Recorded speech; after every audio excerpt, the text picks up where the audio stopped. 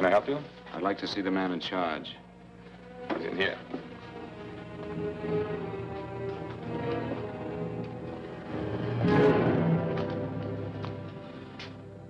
I want to report a murder. Sit down.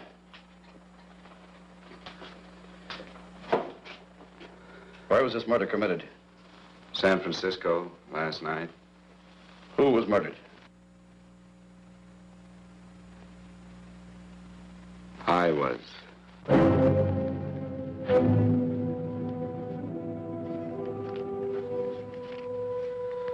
Well, do you want to hear me out or don't you, Captain? I don't have very much time. Your name Bigelow? Frank Bigelow? That's right. Answer the San Francisco APB. Send it direct to Inspector Bannon at Homicide. Tell him we found Frank Bigelow. Go ahead, Mr. Bigelow. Well, this involves some other people, Captain. A number of other people. You tell it any way you like. I live in a little town called Banning out on the desert. It's on the way to Palm Springs. I have a small business there. Paula? Yes, Mr. Bigelow? Give me a copy of Miss Hollis's 48 tax return, will you? Oh, you better get the 47, too. Yes, Mr. Bigelow. I don't think we took any depreciation on that new equipment last year. No, we didn't. I remember you said we could include it all this year. Sure we can. Hey, Frank. Yeah, well. Peterson says he wants a financial statement before he can give me my loan. Hello, Kitty. I will. Well, I'm leaving for San Francisco today, but I'll be back in about a week. I'll take care of it for you then. Sure is a scorcher, isn't it? Well, I've seen him worse. Well, have a nice time, Frank. Yeah, thanks, Will. Paula, why don't you come down to the place and let me give you another permanent? Makes your hair so much easier to manage in all this heat. I can't afford it right now. Maybe next month. Yeah, here it is. No, we didn't take it. Well, we can do it this year. You work it out any way you think best. Have a nice trip, Frank. Sure, Kitty. See you when I get back. Bon voyage. Why don't you come down anyway, Paula? We'll work out a deal on that permanent. Thanks. Maybe I will. Hello? Oh, hello, Mr. Hawkins. Just a moment. Do you want him to send your ticket over? No, I'll pick it up myself. No, never mind. Mr. Bigelow will pick it up at the station. Bye.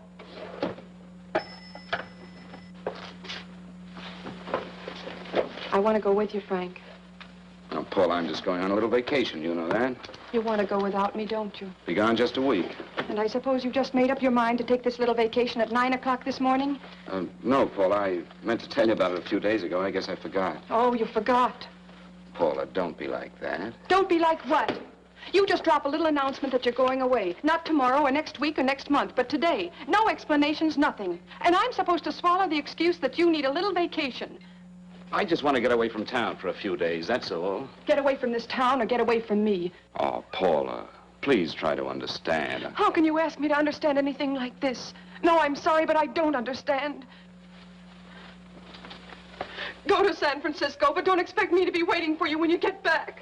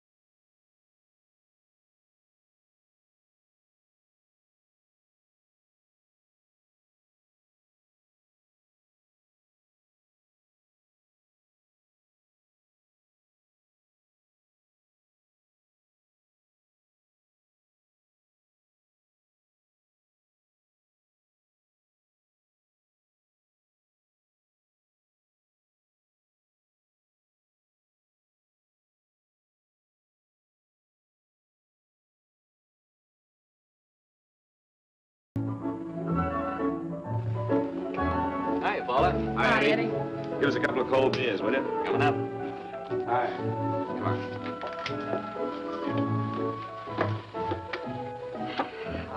relief. This air conditioning feels good. I sure wish we had it in the office. It'd make working a pleasure. Well, if it stays this hot, don't bother going in the rest of the week. I win 2 races today. How many did you lose? Now, you would have to ask that. Kind of early for you two, ain't it? Too hot to work. That's what I like to hear.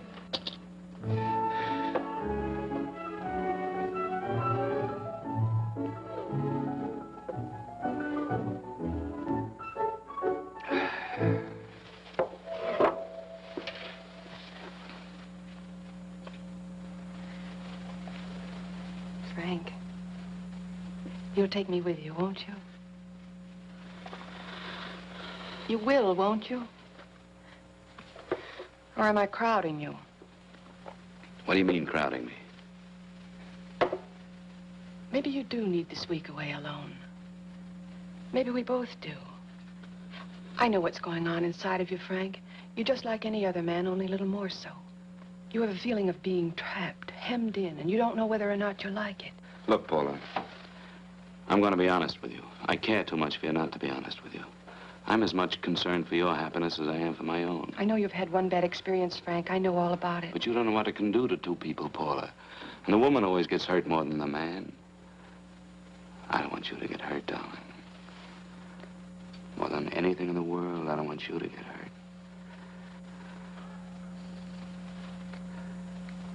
Want to hear some music? All right, Frank. Got a couple of nickels, Eddie? Yeah. This won't bother you, will it? No, next result doesn't come in for half an hour.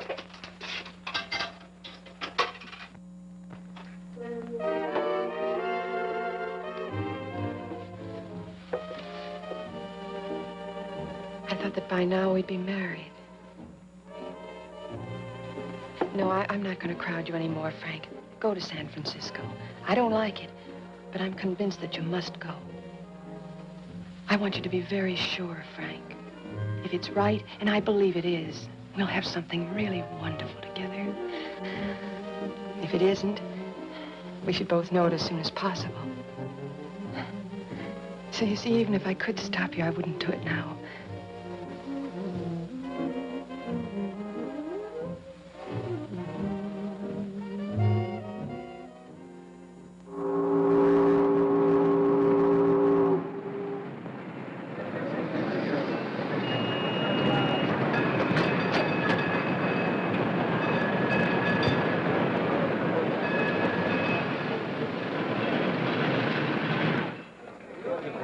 Yes, sir. My name is Bigelow. I have a reservation. Yes, sir.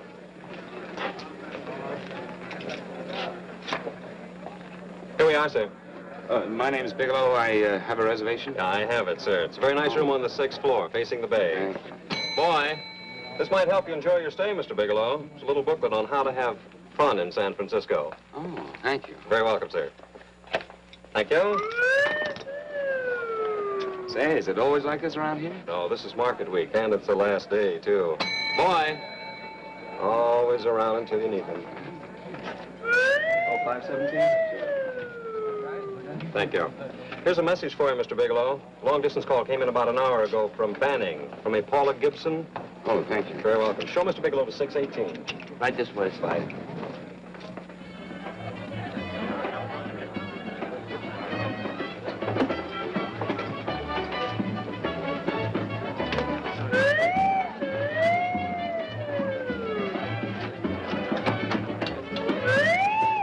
Right this way, Mr. Bigelow.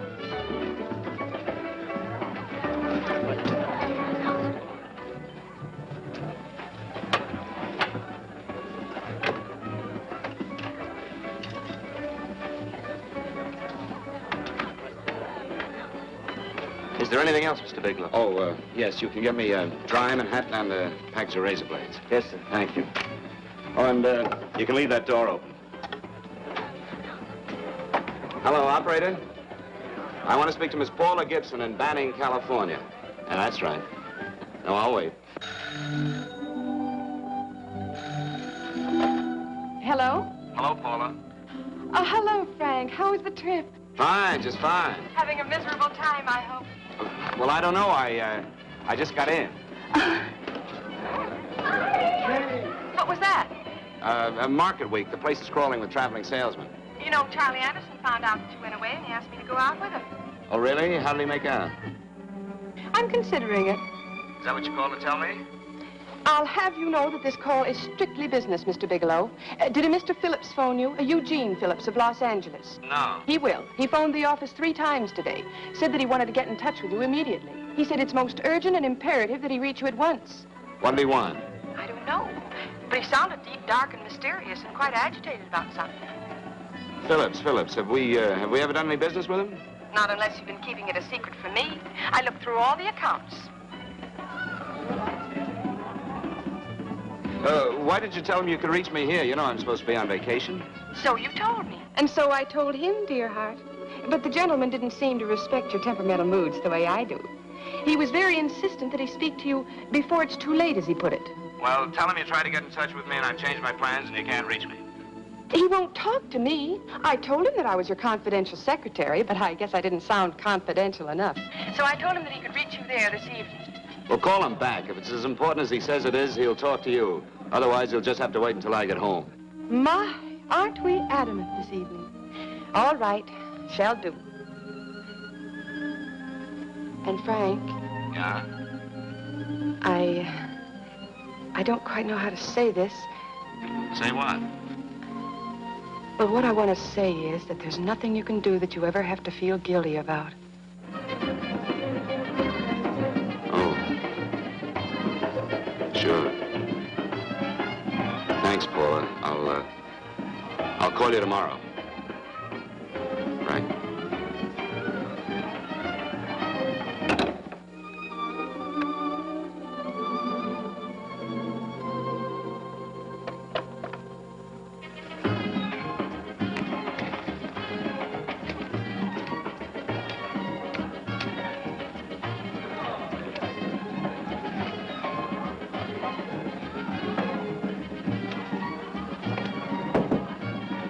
Just put it there, please. You can keep the change. Thanks very much. Say, how long has this been going on? Well, it's been a madhouse all week, but they check out tomorrow. Oh? I thought you were with them. No, I'm just here on a vacation. Why does everybody come to San Francisco and tear loose? Excuse me. Say, I'm awfully sorry to bother you, but would you mind if I use your telephone? No, go right ahead. I'm just across the hall here. One of the boys is using my phone, and he's been on it for a half hour. I just want to call downstairs. Yeah. Thank you. Room service, please. Hey, things really picked up the last few days, didn't they? You right up much business? Well, I'm not here on business. Oh, hello, room service? It's Mr. Haskell in 617. Yes, that's right. Would you send up 3 more bottles of bourbon and 2 scotch? Yeah, that's right. Oh, and some more ice, too. Yeah? All right, thank you. You here all alone? Yes, I just got in town. Well, why don't you join us for a drink? Well, I don't want to barge in on your party. Oh, nonsense. It's not a party. Just a few of the boys entertaining some buyers. You know, the usual thing. A few drinks and some laughs. It's no party. Come on. Well, come on. Right. I know what it's like to be all alone in a strange city. I'm Sam Haskell. I'm Frank Bigelow. You think some of these guys never been away from home before? Yeah. Hey, quiet down a minute. Hey, will you quiet down a second? I want you to meet Frank Bigelow. Hello. This is Jane Carlisle. Hello. Bill Welch. How are you, Mr. Wells? Glad to know you, Bigelow. Jane's the prettiest buyer in San Francisco. Oh, hey, I resent that. You don't think I believe him, Elaine. Well, he spreads that from coast to coast. Oh, gee. But it's good for my morale anyway. I'm George Cantwell. Glad to know you, Mr. Bigelow. Bigelow, yes. Right on much business? He's not here on business. Oh? Well, Well, why don't you get the man a drink before he dies of thirst? how about a little bourbon? Well, that's fine. Bourbon it is. Of course, Mr. Wallace. In fact, yes, Mr. Wallace. But, Mr. Wallace, I'll need at least a week in Cleveland to visit all my accounts. I can't figure on being in Philadelphia until the 17th. Eddie, will you get off the phone? I want you to meet Frank Bigelow. How are you? That's his boss. He's been trying for an hour to get his expense account boosted. Yeah, the way this guy holds on to $1, you'd think they weren't printing them anymore. Yes, Mr. Wallace. I'm leaving here the first thing in the morning. Yes, sir. Oh, keep your hips loose, Harry, like this. Oh, yeah. How's he doing? Oh, there's nothing wrong with Harry's drummer. The 2 years at Arthur Murray's wouldn't cure. I know. Wait a minute. I was doing all right there. This is Sue and Harry Brandon. Hello, good to sir. meet Glad you. How are you? Where'd you find her, Sam? On a dance marathon? She's bourbon. Really? Oh, thanks. Say, I'll bet you could do the rumba. Well, a little, but I'm kind of rusty. Anything would be an improvement after Harry. Oh, how do you like that? Well, here goes. Hey, you're good. Oh, my wife, she's a good dancer, isn't she, Bigelow? Oh, yeah. Hey, fellas, I thought you were going to show us a good time tonight. Is this doing the town? That's right. We practically bankrupt our stores to buy everything you've got. Then you keep us in this hotel room. I agree. This is my last night to howl before I go back to being a dutiful housewife. Well, it looks like we're stuck, boys. This is where we blow all our commissions in one night. Who cares? And you're coming with us, Bigelow. Oh, no, thanks. You run along. I've got to get unpacked and have dinner. Oh, no, you're not going to get away from me. Now that I found a man who can dance, I'm going to hang on to him.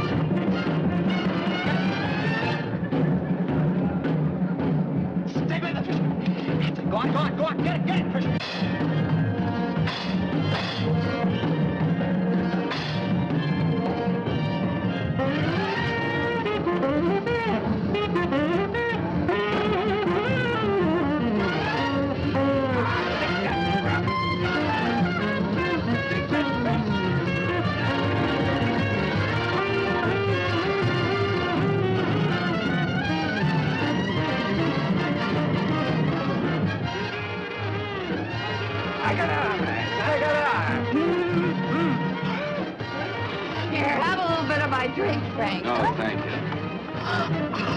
Excuse me a moment. Where are you going, Sue, Frank? excuse me. I think you've had enough.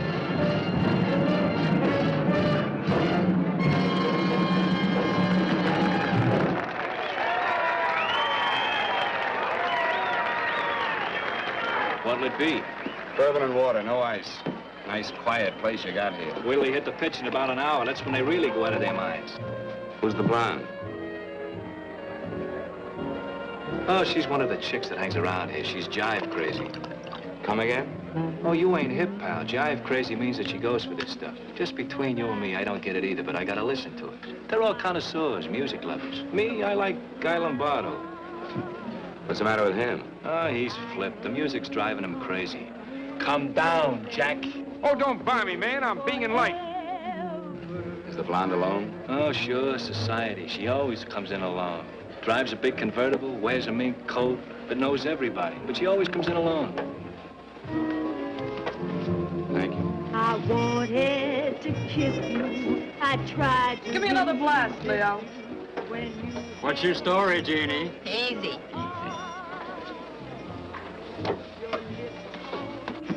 Hello. Easy. Dig the fisherman. Oh, that's really silk, isn't it? Can I buy you a drink? Sure, thanks.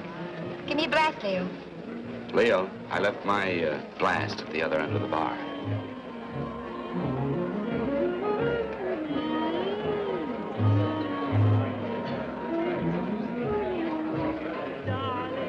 name's Jeannie.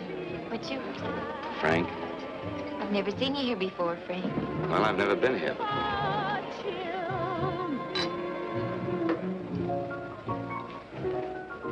This isn't mine. Mine was bourbon. Well, sure it is. You saw me pour it.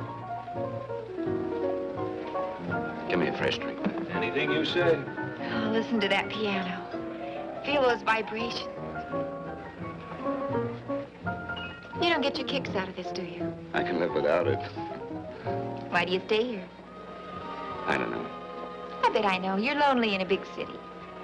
Oh, you don't have to go into a routine with me. I like good company, too.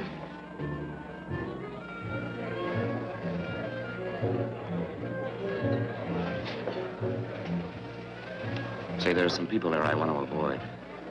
Couldn't we get out of here? Let me think about it. Oh, come on. How about going somewhere else? Huh? Why don't you meet me later? Okay. Where? I tried to forget you, but you whispered, darling, I love. Call me at that number later. It's my next stop. They've got a band there that'll really send you. See you, Jeannie. Easy.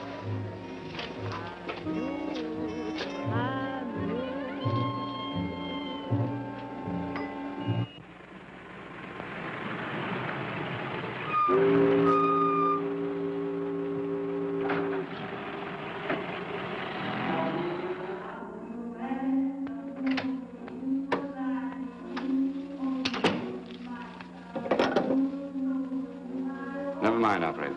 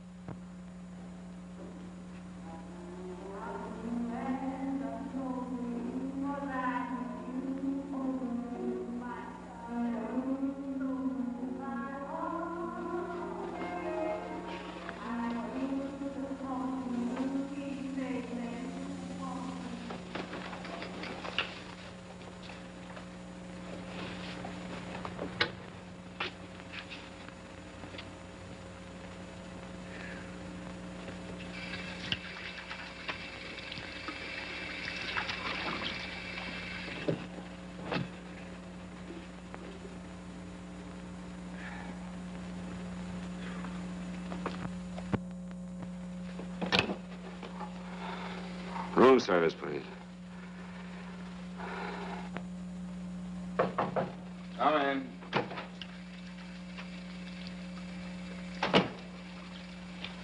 Be right with you, waiter. Yes, sir. Rest well, sir? Yeah, sure. May I? Go ahead.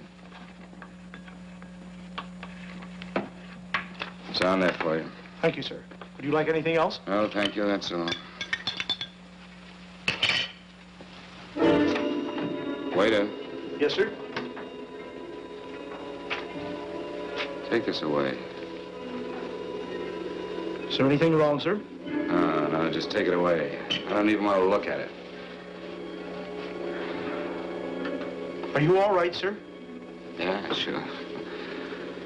All right, I just had too big a night, I guess, that's all. I need some fresh air. Of course. Thank you, sir.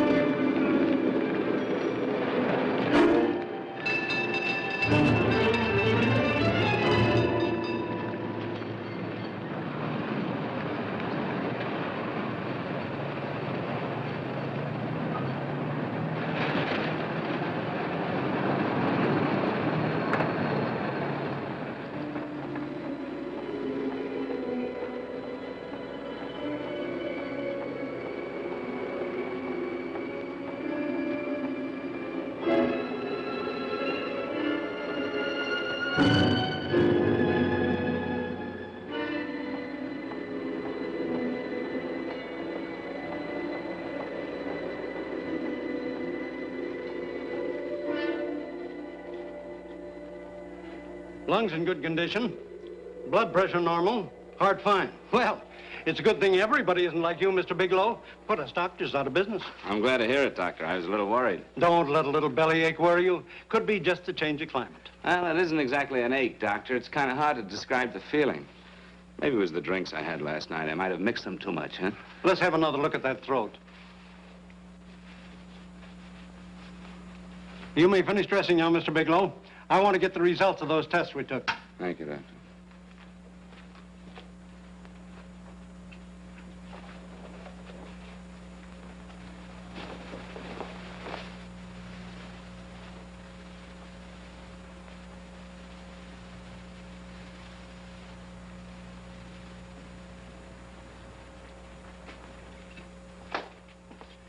Mr. Bigelow, this is Dr. Schaefer.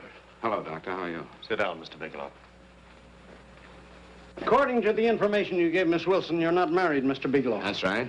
Do you have any relatives, family, anyone in San Francisco? No, no one. I don't know a soul in San Francisco. Where is your home? What is this, Doctor? Why all the questions? You're a very sick man, Mr. Bigelow. Sick? But you told me I was in good shape. Yes, I know. But my preliminary examination didn't reveal your true condition.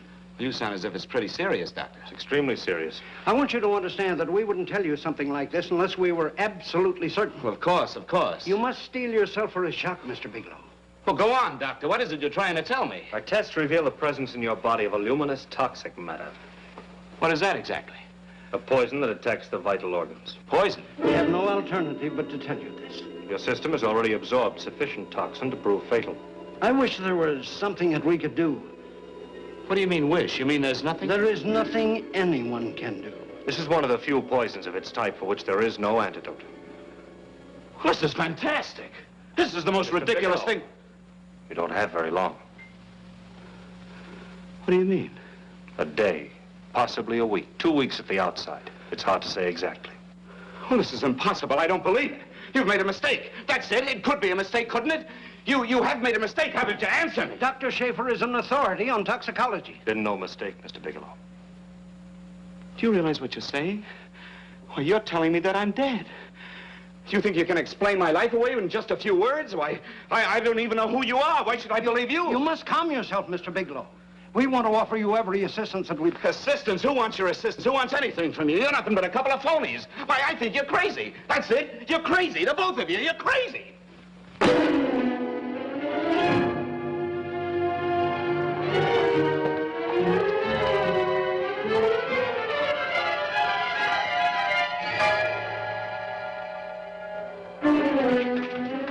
Where's the doctor? You just come in. Come on, tell me. Where's... You have to go to the before you come Get out of here. here. Doctor, What's the trouble here? What's the matter with you? Doctor, I want you to examine me for luminous poison. Come right in here.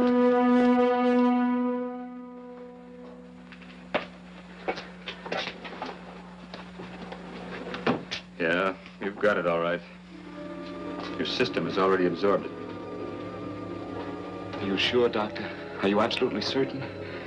Couldn't there be some mistake?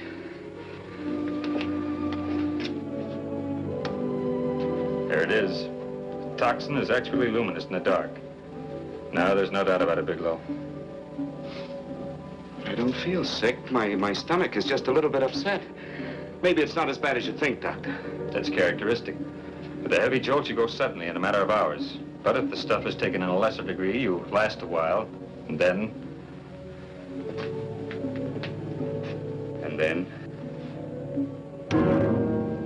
Give it to me straight, Doctor. Well, a number of things are involved. The systemic condition of the individual, the amount consumed, exertion. Yes? You won't feel too badly for a while. Then it will happen suddenly. A day, 2 days, a week at the most. A day? 2 days? There's nothing that can be done now. If it had been caught in time, your stomach could have been washed out. But you've had it in you for some time now. For at least 12 hours, haven't you, Bigelow? I don't know. You don't know? No. Don't you know how you got it? No. And this is no accident. Somebody knew how to handle that stuff. That wax is tasteless and odorless. And the amount of alcohol in your body, you must have got it in liquor. I was drinking last night. Arrange for your admission to the hospital immediately.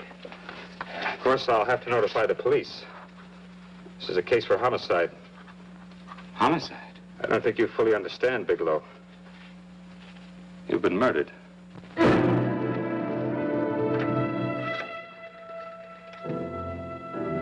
Get me police headquarters, please.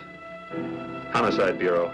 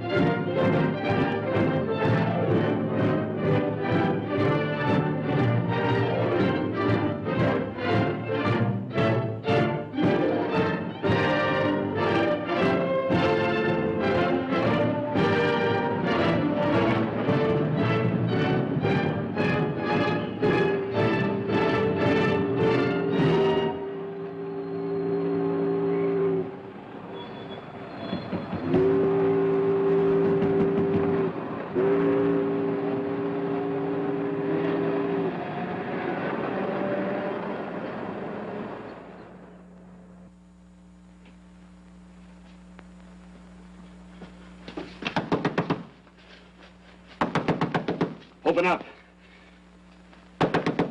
Open this door, I tell you. Open it up or I'll break it down. Where are those men? Where are those men who were here last night? I don't know. There are no men here. Please go away. Don't lie to me. Where are they? Mister, this lady just checked in. Those men aren't here no longer. They checked out of the hotel early this morning. Checked out? Please go away. I'm sorry. I'm terribly sorry.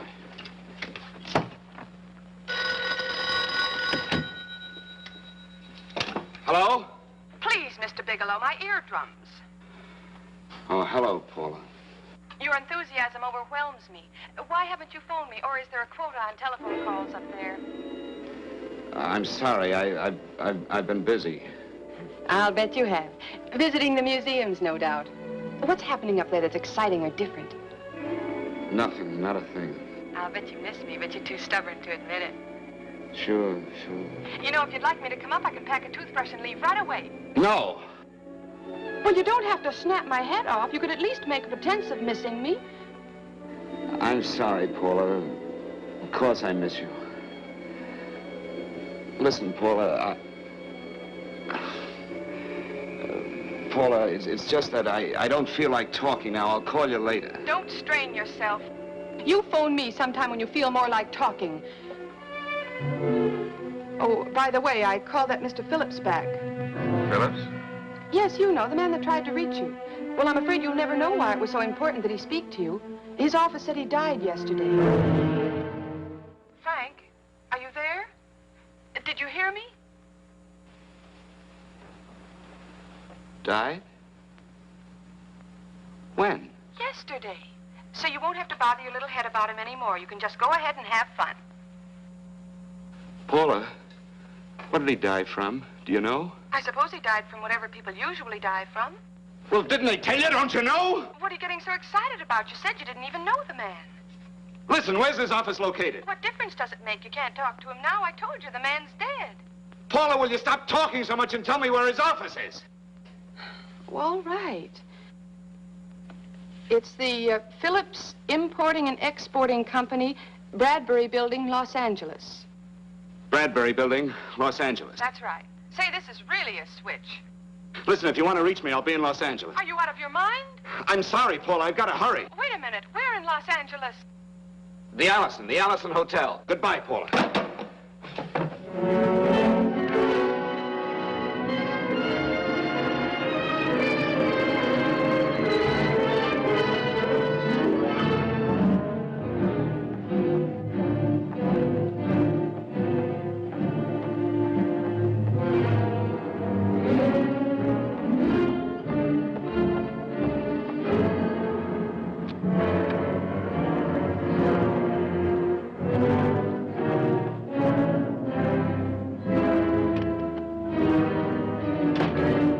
See someone in charge here. What is it in regard Well, it's to? a personal matter. It's quite urgent.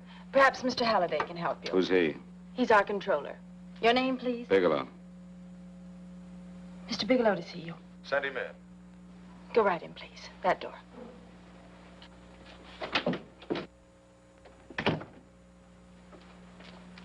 Mr. Bigelow? How are you, Mr. Halliday? What can I do for you?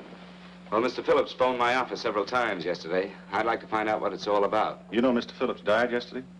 Yes, I know. Well, I don't understand. If he phoned you, didn't he tell you what it was about?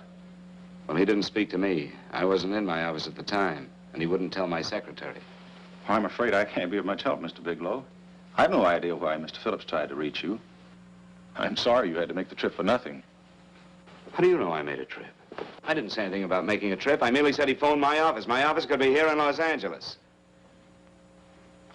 Miss Foster. Yes? Didn't you mention something yesterday about Mr. Phillips speaking with Mr. Bigelow in San Francisco? I said that he had phoned Mr. Bigelow's office in Banning, but that Mr. Bigelow was staying at the St. Francis Hotel in San Francisco. I'm sorry you misunderstood me. Do you know why Mr. Phillips called? No, I don't. All right, thank you, Miss Foster. You can understand that we've been somewhat upset around here. Now, if you don't mind,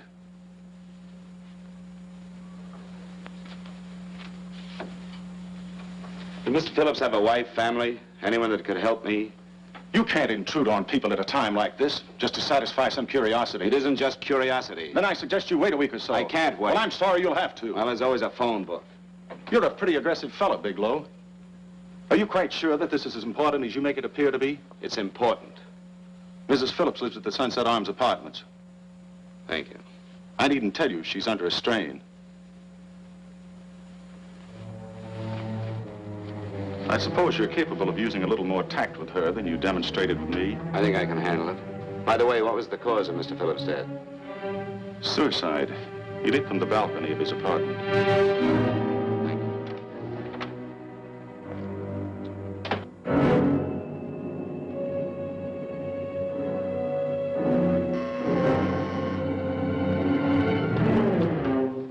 Come in, Mr. Bigelow.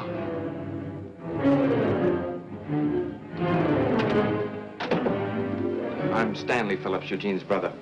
Halliday phoned that you were coming.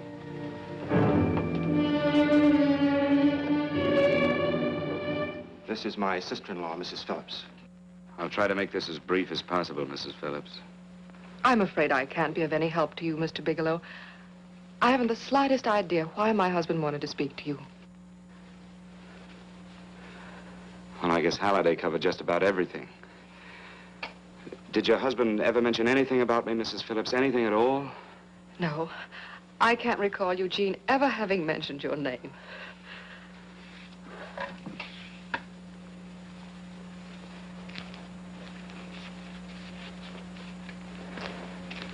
I hate to ask you this, Mrs. Phillips, but it's of vital importance to me. Do you know why your husband committed suicide? Oh. You're certainly not the most diplomatic person in the world, are you, Bigelow? Were you a friend of my brother's? I never met him.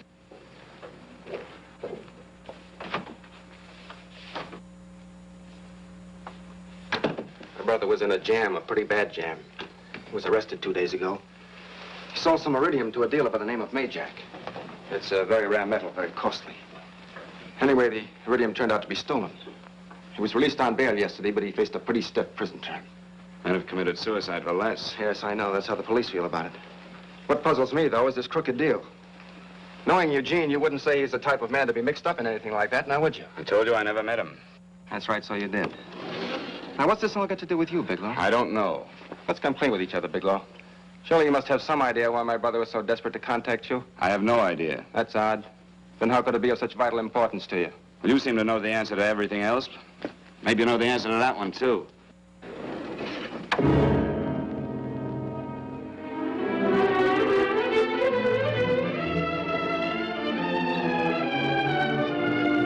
There's a message here for you to call operator 82 at Banning. Oh, thank you. Show Mr. Bigelow to room 821. Say, would you have the operator put this call through to my room right away? I'll take it up there. Thank you. Hello, operator. Here you are. I'll call you if I need anything. Thank you, sir. Hello, Paula? Well, Sinbad, I'd just about given you up for lost. Now, do you mind telling me just why you rushed down to Los Angeles? I can't explain it to you just now, Paula. I just can't explain it. What's going on, Frank? You don't even sound like yourself. Well, I'm just a little tired, Paula, that's all. But I miss you. Oh, Frank. I can't tell you how good it is to hear you say that. And here I was worrying that I'd lost my charm. When are you coming home, Frank? Soon, Paula. I'll be home soon. I'll go right out and get myself a permanent so I'll be pretty when you see me. Hey, guess what? I found that Phillips name in your notarial ledger.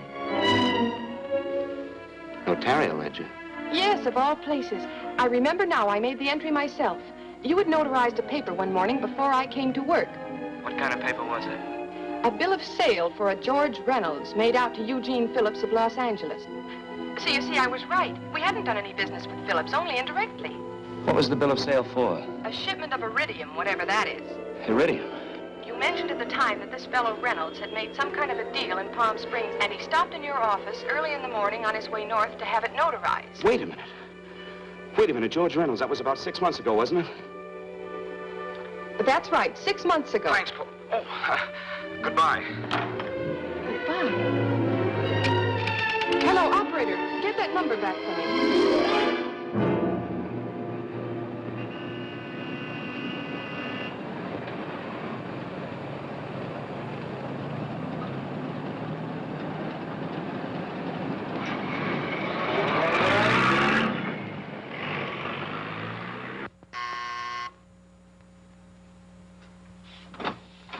I've got to talk to you, Mrs. Phillips. Please, go away.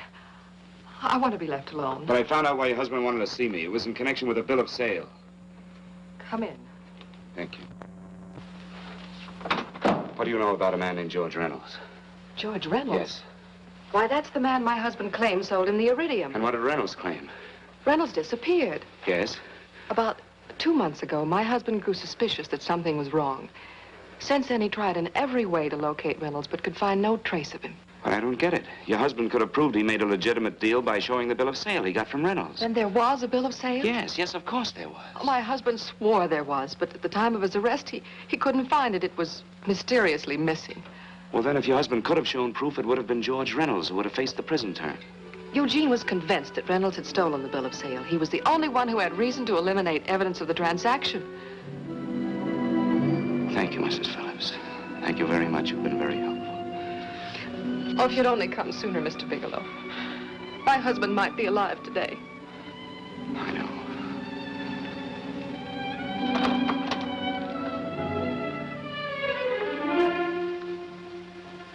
The only thing that puzzles me, Mrs. Phillips, is that you haven't asked how I knew there was a bill of sale.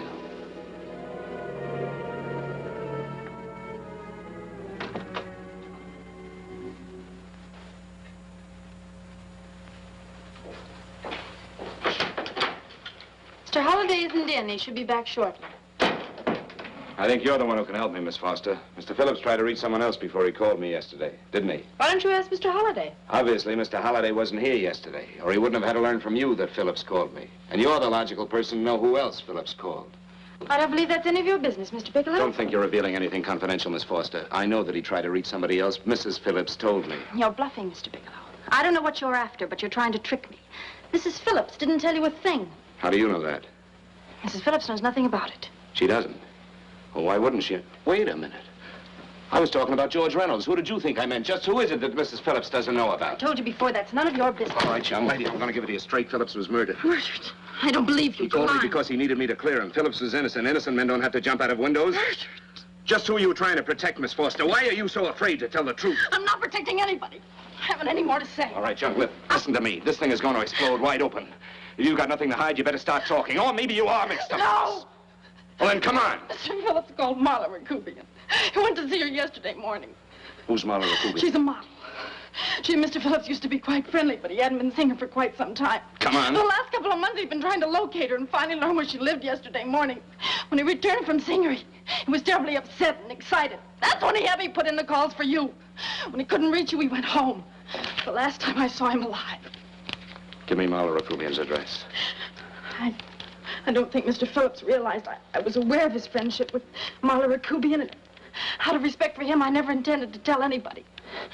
I had no idea that she had anything to do with the trouble he was in. I admire your discretion, Miss Foster. You know, you must be pretty friendly with Stanley, Miss Foster. He knew how desperately his brother tried to reach me yesterday, and he wasn't even here at the time. And now you seem to know all about what happened in Mrs. Phillips' apartment.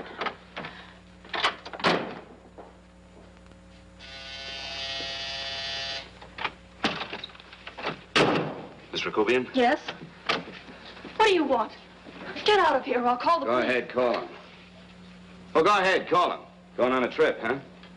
Yes, going away for the weekend. Sailing for Buenos Aires tomorrow, some weekend. I'll send you a postcard. Now get out of here. Who are you going with, George Reynolds? Never heard of him. I suppose you've never heard of Eugene Phillips either.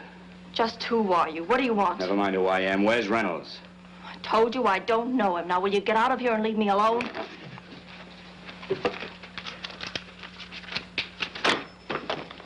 So you never heard of George Reynolds, huh?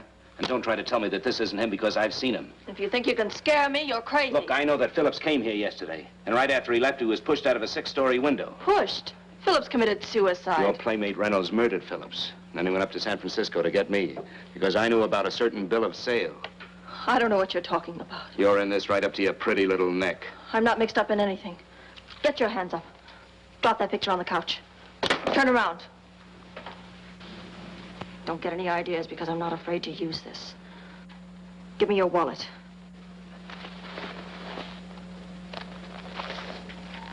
Frank Bigelow, Hotel Alex. All right, now where's Reynolds? I don't know. I don't know where he is. Is that what you told Phillips yesterday? I told him exactly what I'm telling you. I haven't heard from him in months. Yeah? You're mighty careful of the picture of a man you haven't heard from in months. What does the Ray stand for? It was a pet name. Do you mind? Oh, it sounds very cozy, Miss Rakubian.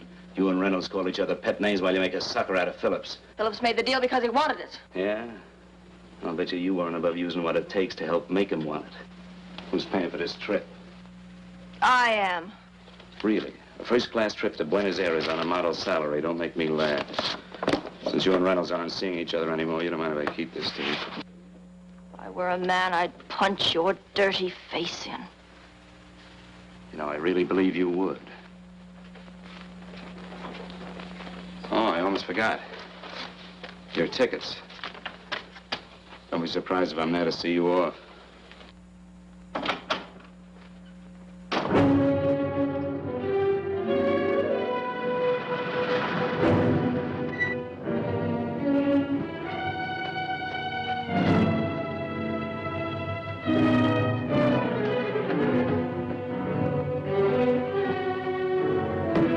Angelo.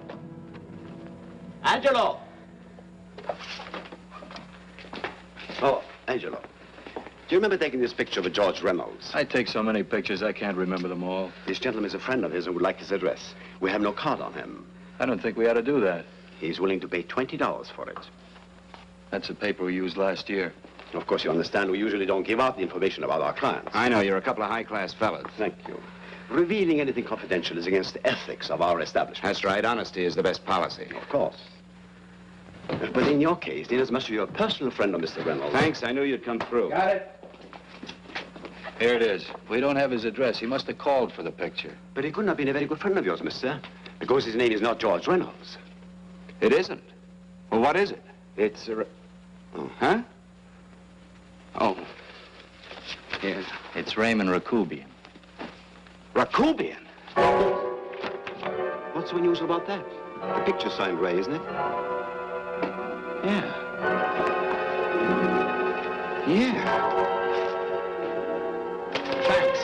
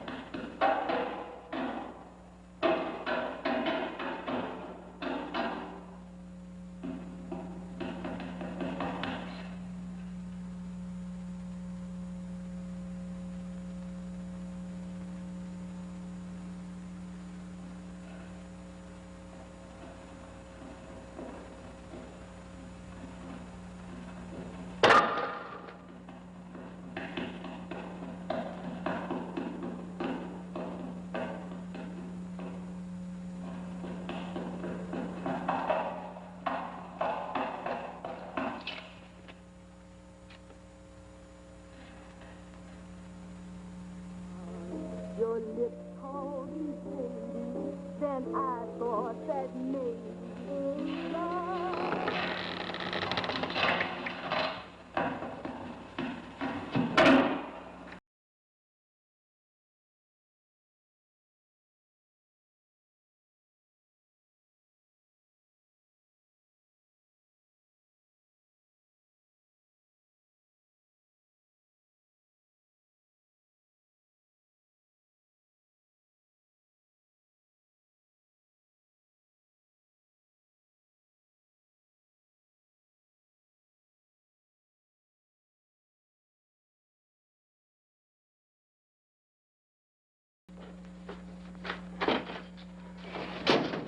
Bigelow, are you all right? Can I get you anything? No, thanks. Do you know this man? No. No, I don't think so. Are you sure you've never seen him? I'm quite sure.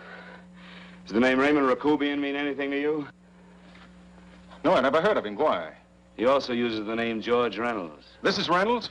That's right. Well, where can we find him? That's what I want to know. Tell me something, Halliday. You're the controller here.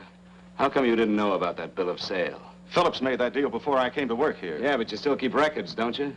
For some reason, which is none of my business, Phillips preferred to keep that among his personal papers. Now, does that answer your question? You came in here today asking for some information that you needed, and I tried to be as cooperative as I could. But now you're beginning to annoy me. So get out before I throw you out.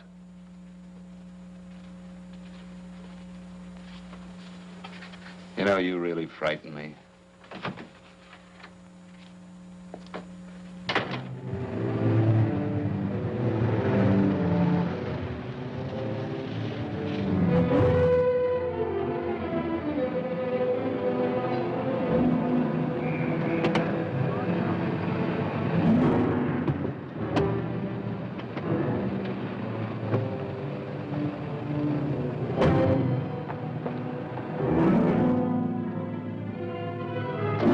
Well, it's about time you showed up, Bigelow.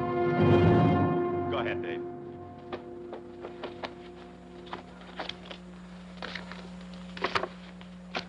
Real cute, ain't you, Bigelow? Just real cute. Paula didn't lose much time getting a hold of you guys, did she? Shut up. Let's go, Bigelow. Look at him. He can't take it. Soft in the back. You do that again and I'll kick your face. Lay off, Chester. Cut it out. Shut up! Who asked you? They'll let him answer. The clerk might know he's in. Go ahead, Bigelow.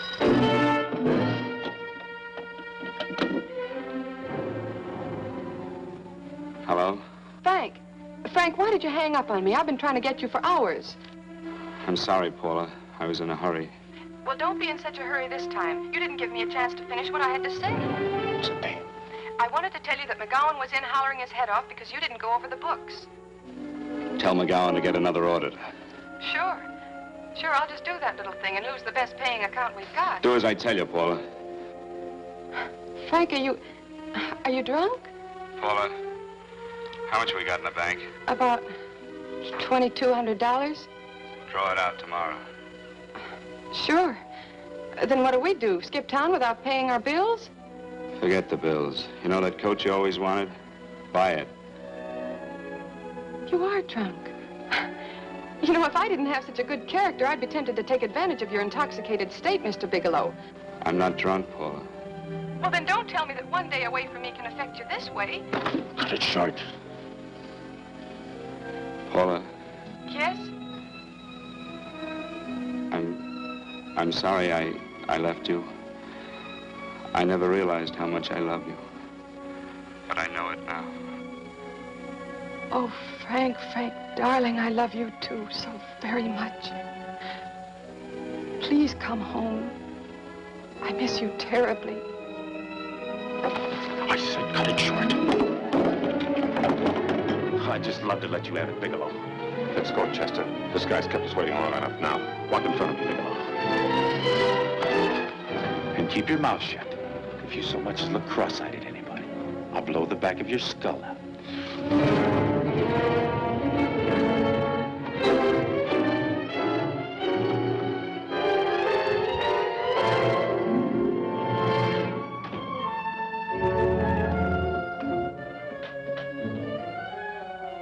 This Bigelow's real cute. He wanted to get tough with Chester. He don't know Chester. Did you get the picture? Don't I always get what Mr. Majak sends me after? Majak? That's right. I'm the dealer who bought the iridium from Phillips. I get it. You have Rakubian unload stolen stuff on Phillips with the help of Marla here, and then you buy it back from him. Oh, you certainly made a sucker out of Phillips. What is it, Mr. Bigelow? Exactly what is on your mind? I'm looking for Raymond Rakubian. Why? Well, now, Marla here has told you everything else. I'm sure she must have told you that, too. Oh, you don't expect me to believe this conversation. So, what is on your mind? I mean, underneath. You forced your way into my affairs, and now I want to know why. I just told you. I'm looking for Raymond Rakubian. Don't get cute. I'm just itching to work you over. Soft in the belly. Can't take it. See what I tell you?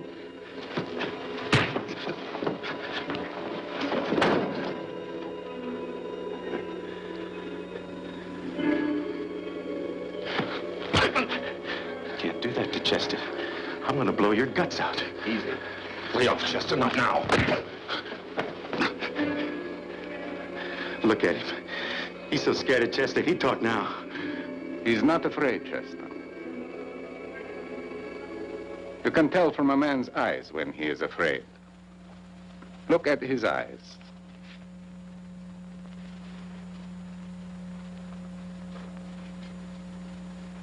Oh!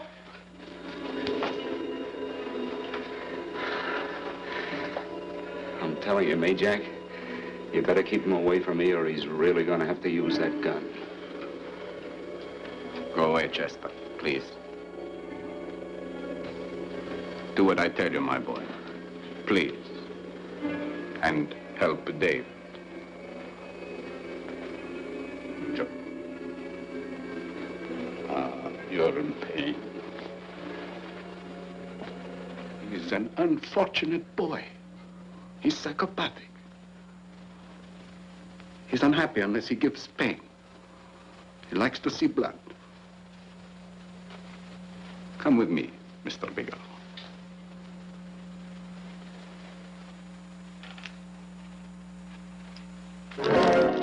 Raymond Rakubian was my nephew.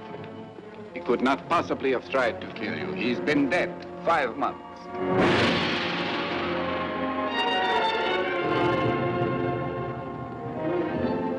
I'm afraid you have been sidetracked.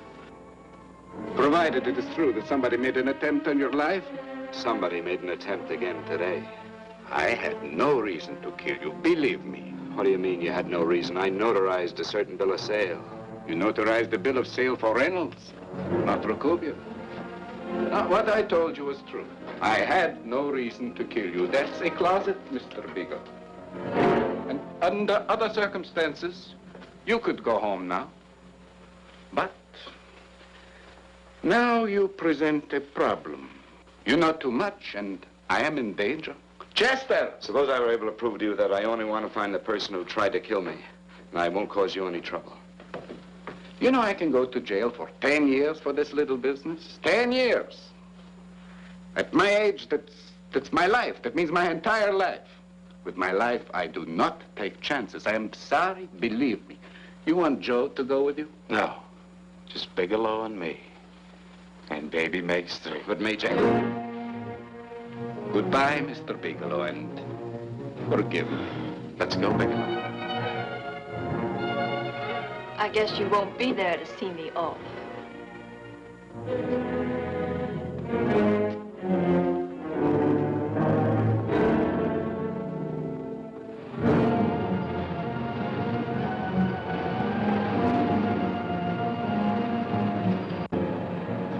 You tried to make a boob out of me in front of Major. You shouldn't have done that.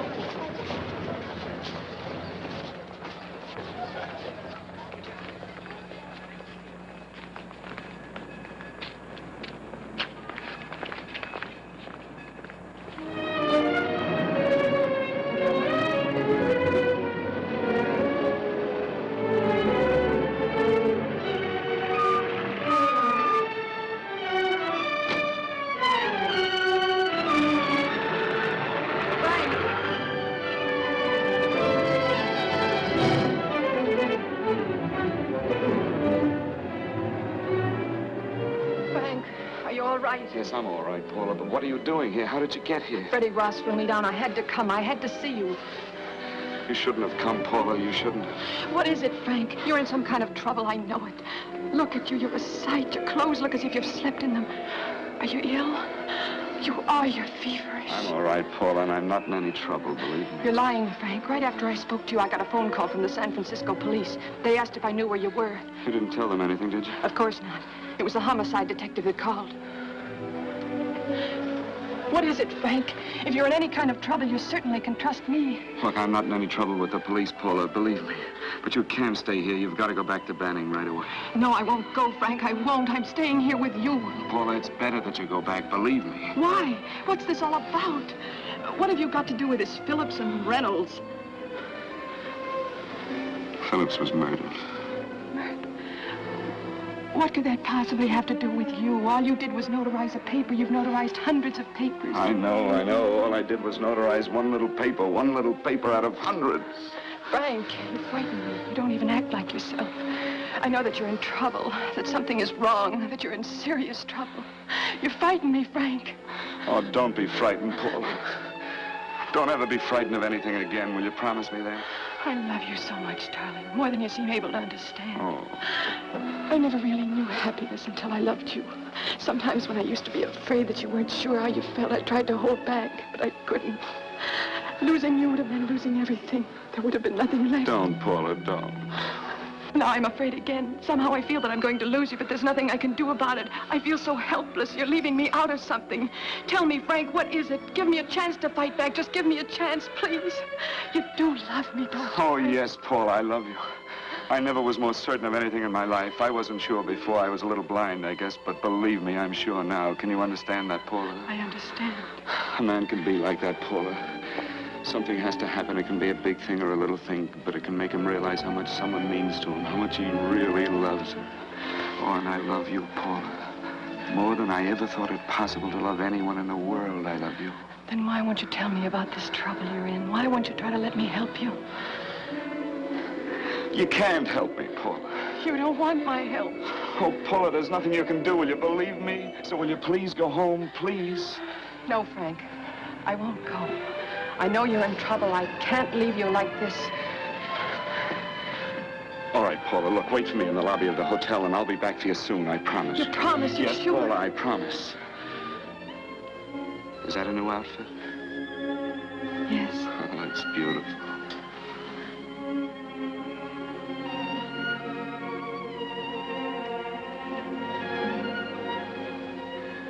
You'll come back to me, won't you, Frank? Yes, Paula, I'll come back, I promise. Please hurry, darling. Oh, I love you. I love you, Paula.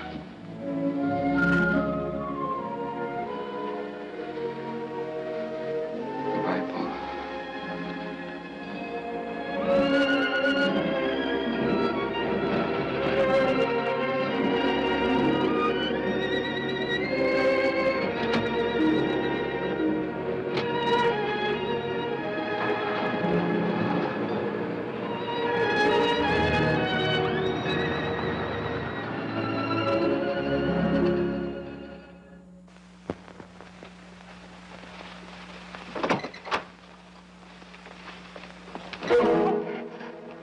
Stanley here? You sure? All right, get in there. Now get Stanley on the phone. Tell him to come over here right away. Use any excuse you want. What are you going to do? What was Stanley going to do when he used me for a clay pigeon today? I don't know what you're talking about. Don't act innocent with me. I fell for that once. I don't know what you mean. I told you everything you wanted to know this morning. Yeah, you told me just enough so I'd get sidetracked and wouldn't know that Stanley was the one I was after. Stanley? Oh, no. You and Stanley have been together on this from the start. Now, come on, get on that phone and call him. Don't let him know I'm here. Bigelow.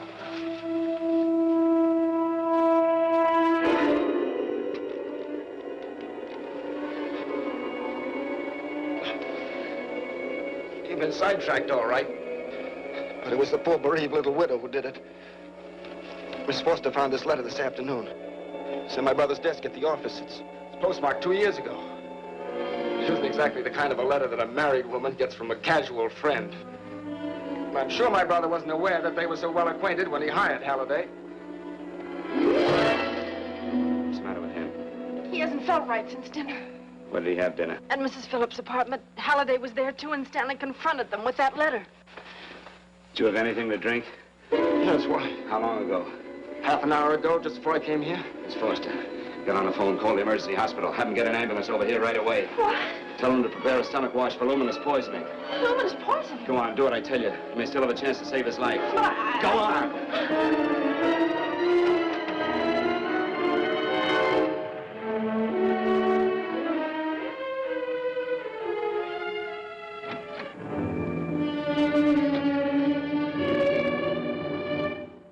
I found George Reynolds, Mrs. Phillips.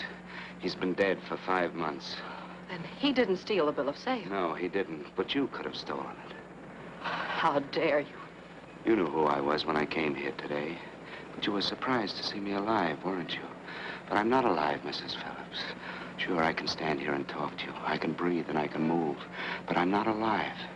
Because I did take that poison. And nothing can save me. What are you going to do? I kill you now, I have nothing to lose. No, you've got to listen to me. You've got to give me a chance. But I didn't have a chance. It was Halliday. Believe me, it was Halliday. He made me steal the bill of sale. He planned everything. What about this letter? Your husband knew about you and Halliday. He found it only yesterday. He accused Halliday. They fought, and Halliday pushed him over this balcony. And why me? Why did he want to kill me? Because you could have proved there was a bill of sale, that my husband had no reason to commit suicide. Halliday was desperate. After he killed my husband, he found out about the phone calls to you. He thought you spoke to him, that you knew enough to involve him.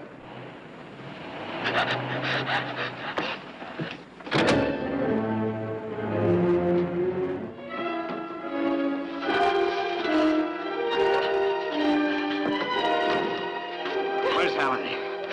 Where is he? He's at the office. This time you don't want.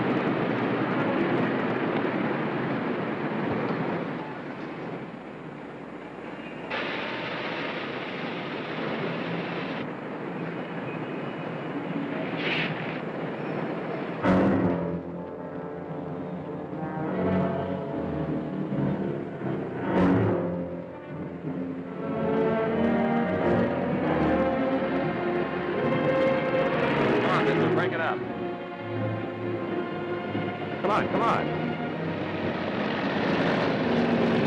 Come on, move along. Come on, let's break it up. Move along now. Let's get going. Come on.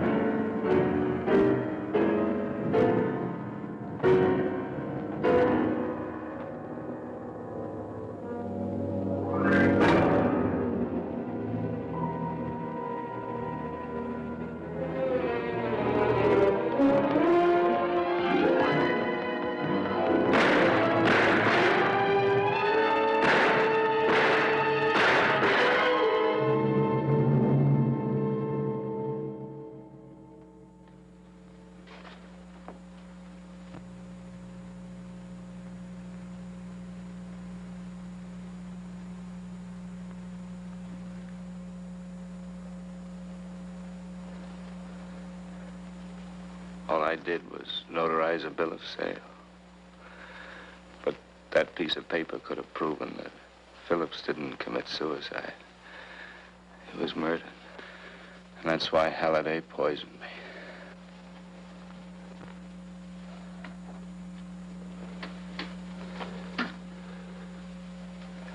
Would you?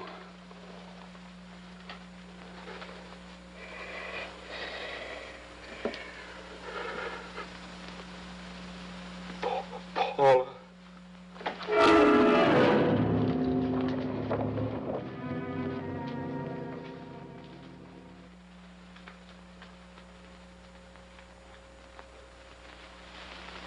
Call the morgue.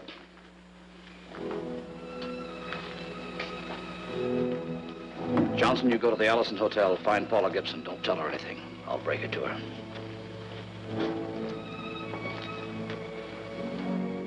How shall I make out the report on him, Captain? Better make it dead on arrival.